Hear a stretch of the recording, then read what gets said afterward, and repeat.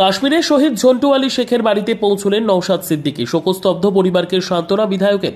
কাশ্মীরের শোপিয়ানে জঙ্গিদের সঙ্গে লড়াই করতে গিয়ে শহীদ হলেন পশ্চিমবঙ্গের নদিয়া জেলার পাথরঘাটা গ্রামের সেনা জওয়ান ঝন্টু আলী শেখ। দেশের জন্য এই আত্মবলিদানে শোকস্তব্ধ গোটা গ্রাম, গর্বিত রাজ্য। আজ শহীদ ঝন্টু আলী শেখের বাড়িতে পৌঁছন আইএসএফ বিধায়ক নওশাদ সিদ্দিকী।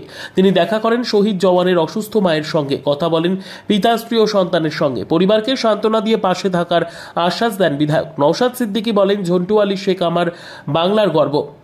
দেশের জন্য তার এই আত্মত্যাগ ভোলার নয়। শহীদ পরিবার যাতে যথোপযুক্ত মর্যাদা ও সাহায্য পায় সেটা নিশ্চিত করতে আমরা সব রকম ভাবে পাশে আছি।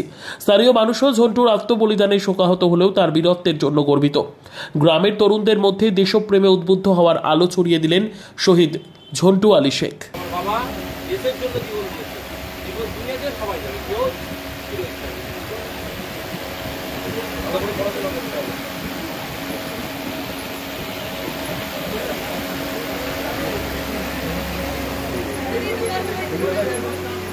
আজকে আমার নাম্বার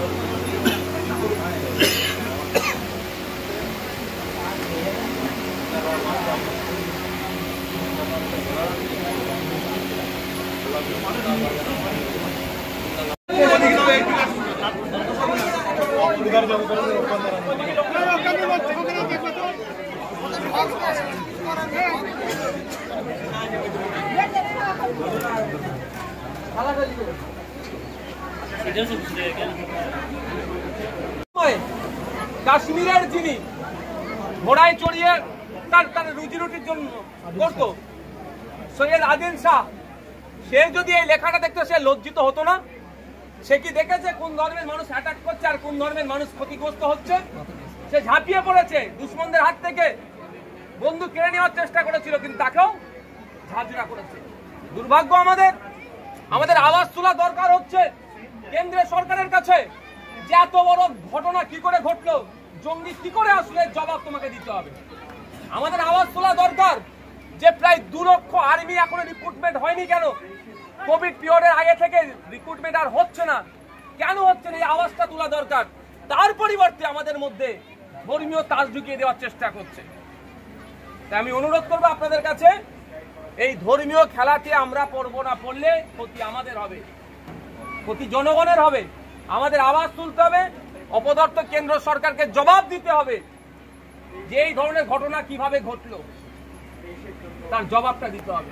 আর আমি আবারও বলছি, আমরা গর্বিত, পাথরঘাটার মানুষ গর্বিত, নদিয়া জেলার মানুষ গর্বিত, বাংলার মানুষ গর্বিত, আজকে সারা দেশের মানুষ গর্বিত আমার ঝন্টু ভাইয়ের ওপরে। দেশের জন্য তিনি জীবন উৎসর্গ করেছেন।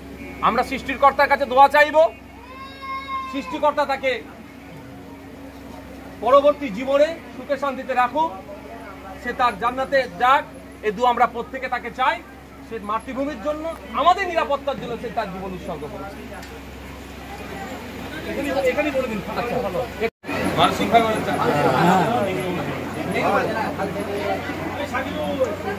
এই তো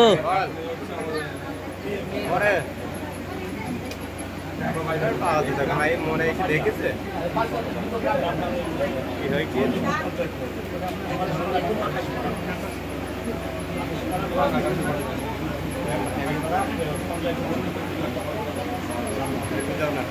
তুই আয় এখানে চাবি নিতে আমার সাইকেল জায়গায়